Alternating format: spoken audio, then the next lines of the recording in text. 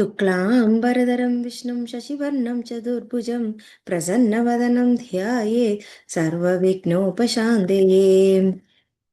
गुरवे सर्वलोकानां विषजे भवरोगिणां निधये सर्वविद्यानां दक्षिणामूर्तये नमः।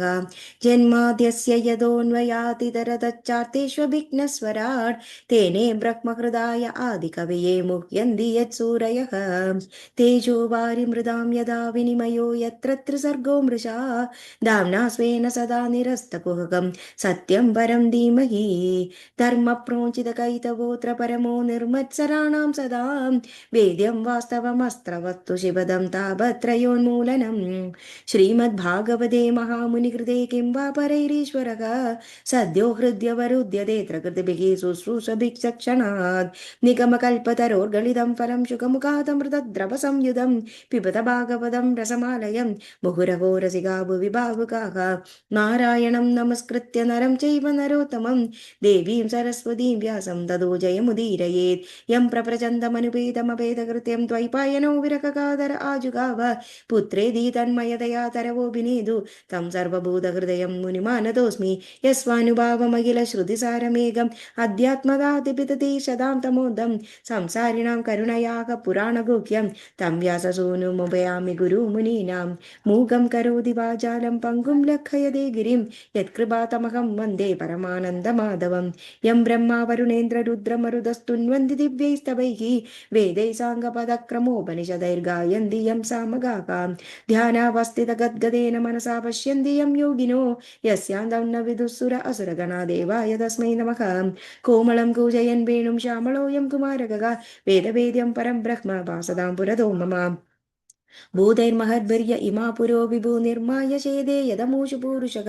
भुङ्क्ते गुणान् षोडश षोडशात्मकः सोऽलङ्कृशिष्ट भगवान् वजांसि मे सच्चिदानन्दरूपाय विश्वोत्पत्त्यादिहेवदे तापत्रय विनाशाय श्रीकृष्णाय वयं नमः। अथ अष्टादशोऽध्यायः। श्रीशुक उवाच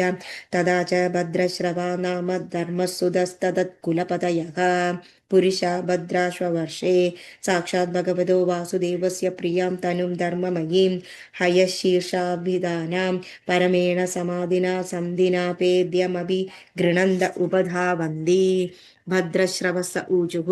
ॐ नमो भगवते धर्मा आत्मविशोधनाय नम इति।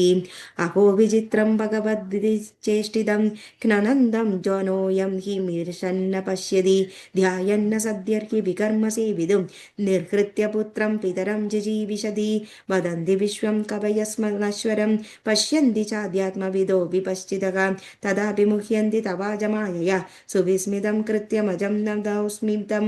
विश्वोद्भवस्थाननिरोधकर्मदे ह्यकर्तरङ्गीकृतम् अप्यवापावृतः युक्तं न चित्रं त्वयि कार्यकारणे सर्वात्मनि व्यतिरिक्ते च वस्तुतः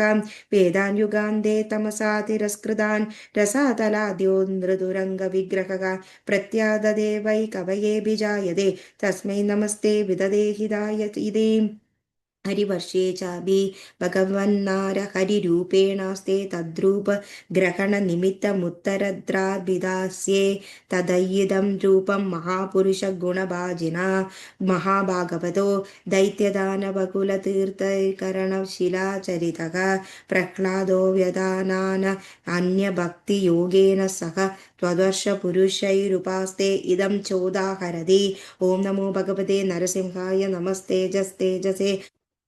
विर्भव वज्रनग वज्रदंश कर्माशयान् रन्दय रन्दय तमोग्रस ग्रस ॐ स्वाहा अभयमभयात्मनात्मनि भूयिष्ठा ॐ क्षौं स्वस्त्यस्तु विश्वस्य कलप्रसीदतां ध्यायन्तु भूतानि शिवं विदो धियां मनश्च भद्रं भजदा तदोक्षजे आवेश्यतां नो मदिरप्यहैतुकी मागारधारात्मजवित्तबन्धुषु सङ्गो यदि स्यात् भगवत्प्रियेषु नः यप्रवाणप्राणवृत्त्या परितुष्ट आत्मवान् सिद्ध्यत्यधुरानो तदिन्द्रियप्रयः यत्सङ्गलब्धं निजवीर्यवैभवं तीर्थं मुहुस्पर्शृतं तैर्महानसं हरत्यजोदश्रुतिभिर्गुरोद्गजं को वै न सेवेद मुकुन्दविक्रमं यस्यास्ति भक्तिर्भगवत्य किञ्चन सर्वैः गुणैस्तत्र समासते सुरागां हराभक्तस्य कुतो महद्गुणा मनोरथेन सति तावतो बहिः हरिर्हि साक्षात् साक्षात् भगवान् शरीरिणाम् आत्मा चषाणामिव सोऽयमीप्सितं हित्वा महास्तं यदि सज्जते गृहे तदा महत्त्वं वयसा दम्पतीनां तस्मात् रजोगागविषादमन्यो आनस्पृहा भयदैन्यादिमूलं हित्वा गृहं संसृतिचक्रवालं निसृंहपादं भजता कुतो भयमिति केतुमालोपि भगवान् कामदेवस्वरूपेण लक्ष्म्याः प्रियचिकीर्षया प्रजापतेर्दुहितॄणां पुत्राणां त्वदर्शपदीनां पुरुषायुषाहोरात्रपरिसङ्ख्यानानां यासां गर्भा महापुरुष महास्त्रजे सद्वोजेतितमानसां विद्वत्सदा व्यवसः संवत्सरान्ते विनिपतन्ति अतीव सुललितगतिविलासविलसितरुचिसहास सलेशवलो कलीलया किञ्चिदुत्तम्बित सुन्दरभ्रूमण्डलसुभगवदना रवीन्द्रश्रिया रमां रमयन्निन्द्रियाणि रमयते तद्भगवतो मायामयं रूपं परमसमाधियोगेन रमादेवी संवत्सरस्य रात्रिषु प्रजापतेर्दुहितृत्रिभिरुपदाहसु चतुर्भर्तृभिरुपास्ते इदं चोदाहरति ॐ ह्रीं ह्रीं ह्रूं ॐ नमो भगवते ऋषिकेशाय सर्वगुणविशेष शैर्विलक्षितात्मने आकूतीनां शीतीनां चेतसां विनय विशेषाणां चाधिपतये षोडश सकला छन्दोमया यामन्नयामृतमयाय सर्वमयाय सहसे ओजसे बलाय कान्ताय कामाय नमस्ते उभयत्र भूयात् श्रियो वैस्तत्र ऋषिकेश्वरं त्वतो ह्याराध्य लोके परिमाशिदास्तेन्यं तासां न ते वै परिपान्त्यमत्यं प्रियं धनाम्युषि यदो स्वतन्त्राः स वै पदी स्यादगुब्धो भयस्वयं समन्ददवादिभयातुरं जनं स एक एवेतरदामिदो भयं नैवात्मलाभादधिमन्यते परं या तस्य ते पादसरोरुहार्हणं निकामये सा किल कामलम्बडा तदेव राशीर्थितस्य तीर्थदोर्चिता यद्भग्नयाज्ञा भगवन् प्रपद्ये मल्प्राप्तये जरजे सुरासुरादया तप्यन्त उग्रं तव ऐन्द्रिये धियः हृदे भगवत्पादपरायणा नमां विन्दन्त्यहं त्वद्हृदया यतोजिदा सत्वं ममाप्यच्युतशीर्ष्णिबन्धितं कराम्बुजं यत्त्वददाति सात्वदं बिभर्षि मां लक्ष्मवरेण्यमायया क ईश्वरस्येहितमुहितं विभुरिति रम्यके च भगवतः प्रियतमं मास्यमवताररूपं तद्वर्षरपुरुषस्य मनोः प्राक्प्रदर्शितं स इदानीमपि महता भक्तियोगेनाराधयतीदं चोदाहरति ॐ नमो भगवते मुख्यतमाय नमः सत्त्वाय प्राणाय यौजसे सहसे बलाय महामत्स्याय नम इति अन्तर्बहिश्चाखिल लोकपालकैः अदृष्टरूपो विचरस्युरास्वनः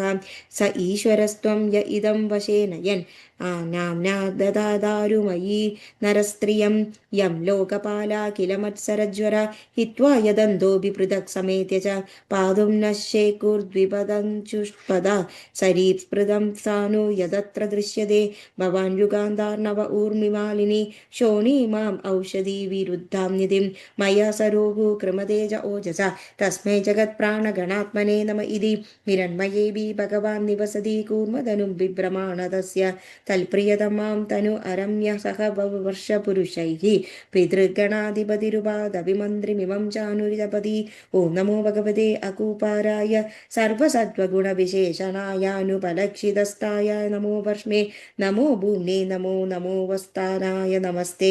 यद्रूपमेदं चिन्निजमाप्यर्पितम् अर्थस्वरूपं बहुरूपरूपितं सङ्ख्यानयस्यास्तदोपलम्बनात् तस्मै नमस्ते व्यपदेशरूपिणे जरायुजं स्वेदम् अण्डजोद्मितं चराचरं देवर्षि पितृभूतमन्त्रियं द्वौखं शिदि शैलसरित्समुद्र द्वीपग्रहक्षेत्य विधेय एकः यस्मिन् सङ्ख्येय विशेषनामरूपाकृतौ कविविकल्पितेयं सङ्ख्यायया तत्त्वदृशापनीयते तस्मै नमः साङ्ख्यनिर्दशायते इति उत्तरेषु चक्रुषु भगवान् यज्ञपुरुषः कृतवराहरूप आस्ते तं तु देवी हैषाभूः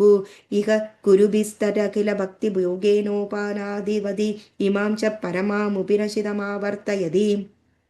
ॐ नमो भगवते मन्त्रतत्त्वलिङ्गाय यज्ञकृतवे महाद्वरावयवाय महापुरुषाय नमः कर्मशुक्लाय त्रियुगाय नमस्ते यस्य स्वरूपं कवयो विभश्चिदो गुणेषु दादुर्विश्वजातवेदसं मथ्नन्ति मथ्ना मनसा ददृक्षवो गूढं क्रियार्थैर्नम ईशिदात्मने द्रव्यक्रियाक्वेतयनेशकृतिभिः आयुर्गुणवैस्तु निरीक्षणात्मने अन्वेषयाङ्गातिशयात्मबुद्धिभिः निरस्तमाया हृदये नमो नमः करोति विश्वस्थिति संयमोदयं यस्येऽपिस्तं नेप्सिदम् ईक्षिदुर्गुणैः माया यदा यो भ्रमदे तदाश्रयं ग्राह्णो नमस्ते गुणसर्मसाक्षिणे प्रमथ्य दैत्यं प्रतिवारिणं हृदे यो मां रसाय जगदादिसूकरः कृत्वाग्रजन्तष्ट्रे निरगादुदन्वितः क्रीडन्निबिभेद प्रणतास्मि तं विभुमति इति श्रीमद्भागवते महापुराणे पारमहंस्यां संहितायां पञ्चमस्कन्धे भुवनकोशवर्णनं नाम अष्टादशोऽध्यायः। सर्वत्र गोविन्दनामसङ्कीर्तनं गोविन्द गोविन्द।